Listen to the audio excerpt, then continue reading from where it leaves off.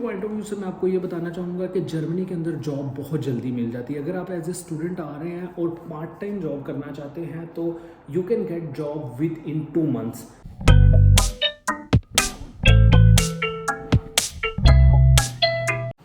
Hello, welcome back to my YouTube channel. My name is Anthony and I'm a master student in Germany. आज की video में मैं बात करने जा रहा हूँ कि आपको जब जर्मनी के लिए एडमिशन अप्लाई करना है तो वो कौन कौन से स्टेप्स फॉलो करने हैं और हर स्टेप पे आपके कितने एक्सपेंस होंगे। सबसे पहले जब आप जर्मनी के एडमिशन के लिए अप्लाई कर रहे हैं you have to keep one thing in your mind कि जर्मनी जो है वो यूरोप की सबसे बड़ी इकोनॉमी है और जर्मनी के अंदर एजुकेशन फ्री है। एजुकेशन फ्री है it means you don't have to pay tuition fee. Tuition fee normally America UK के अंदर जो है वो 10,000 से 15,000 पर ईयर यूएस डॉलर है।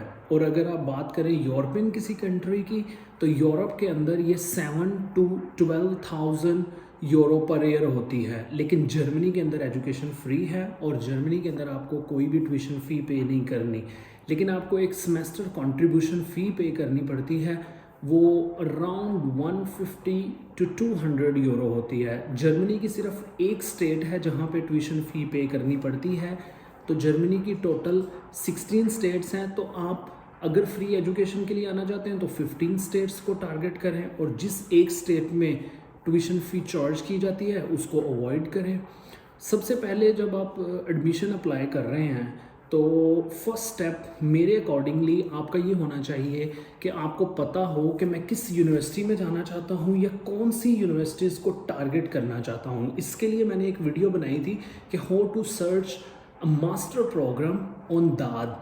दाद जो है वो जर्मनी का इंटरनेशनल पोर्टल है। इस पे सब यूनिवर्सिटीज़ की इंफॉर्मेशन मौजूद है।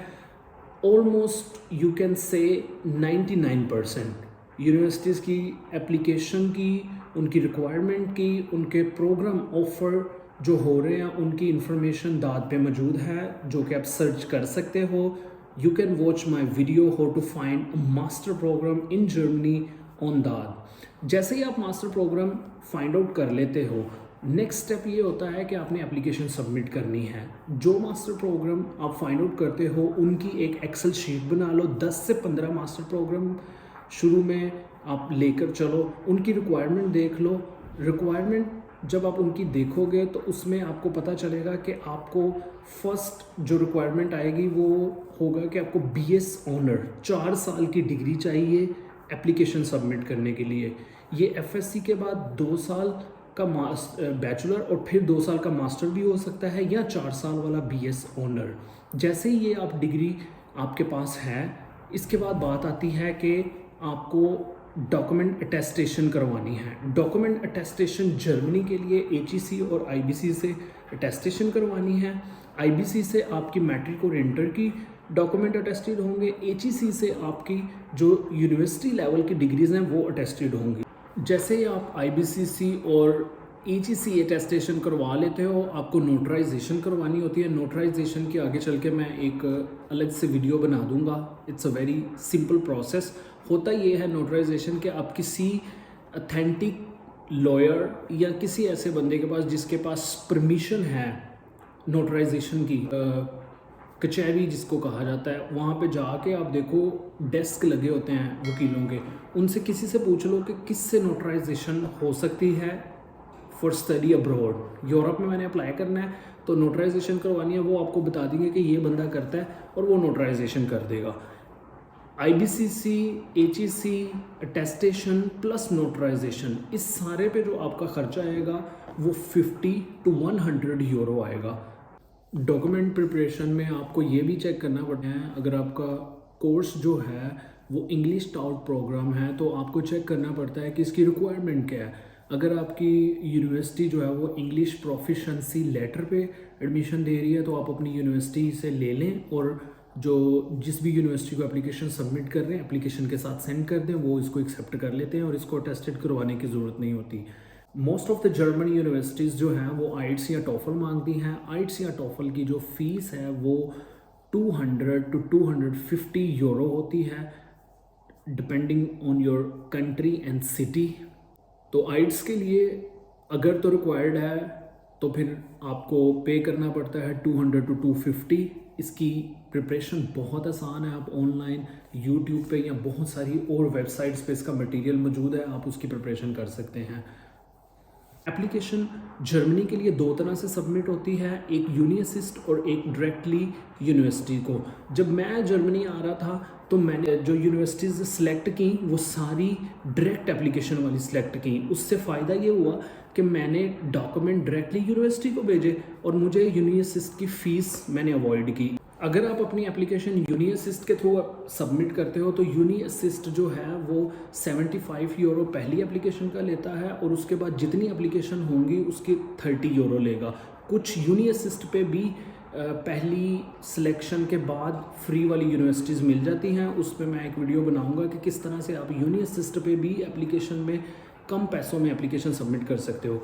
लेकिन जितनी भी आपने एप्लीकेशन सबमिट करनी है यूनी असिस्ट पे, उसका खर्चा जो होगा 75 यूरो टू 150 के अराउंड होगा अगर आप 1 से 4 यूनिवर्सिटीज़ सेलेक्ट करते हो। जैसे ही आपका डॉक्यूमेंट अटेस्टेशन का प्रोसीजर हो गया, यूनी असिस्ट को डॉक्यूमेंट भेज दिए, उसके बाद आता है कि कुछ डॉक्यूमेंट होते हैं जो अटेस्टेड नहीं करवाने और वो यूनी असिस्ट को या यूनिवर्सिटी को डायरेक्टली भेजने हैं, जिसमें से letter of experience, recommendation letter, motivation letter, आपकी सीवी आती है।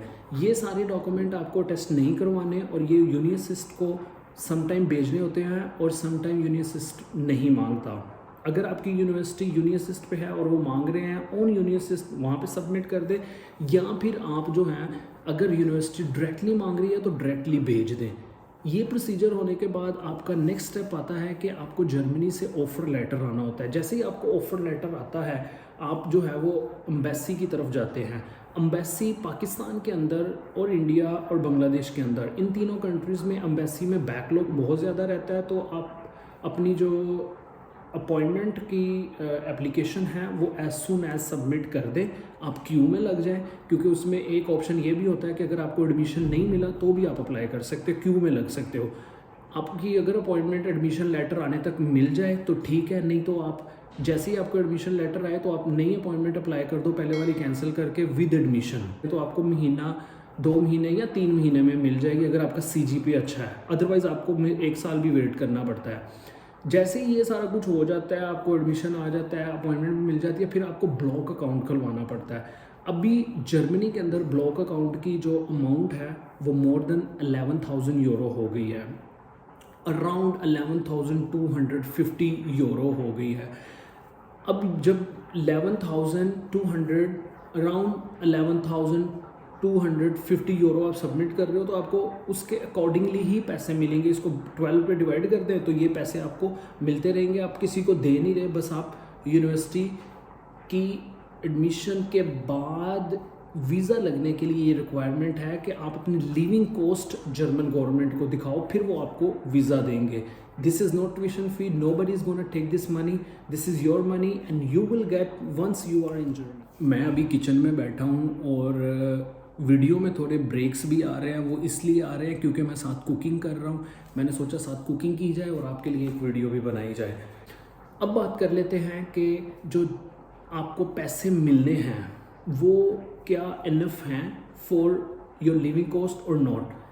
I can tell you it's more than what you are gonna get. Like for example आपको 900 मिल रहे हैं तो 900 जो हैं वो more than your living cost है। मैं जर्मनी की सिटी म्यूनिक में रहता हूँ और Munich is most expensive city of Germany, और फिर भी मेरा जो लिविंग कॉस्ट है मंथली वो लेस देन 800 है।